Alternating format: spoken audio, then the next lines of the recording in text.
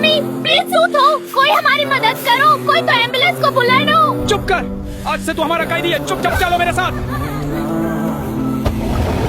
मुझे जाने दो, मुझे अपनी मम्मी के पास जाना है। अपनी माँ को भूल जा, वो खत्म हो गई, अब से तो हमारे लिए काम करेगा।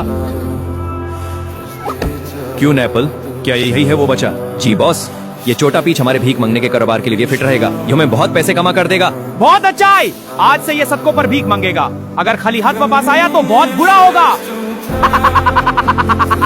जाओ सब आज फिर से भीख मांग कर लाओ, अगर कोई खाली लोटा तो उसकी खैर नहीं। आज कितने पैसे जमा किए? सर सर्बित नहीं मिले हैं। सर्बित ने क्या तू भूख मारना चाहता है? दोबारा जाकर मांग। मम्मी आप कहाँ हो? प्लीज मेरे पास आ जाओ, ये दुनिया बहुत जालिम है। अल्लाह मियाँ मुझे मेरी माँ से दोबारा मिला दो ना, इसकी बाद मैं अब से कुछ नहीं मांगूंगा।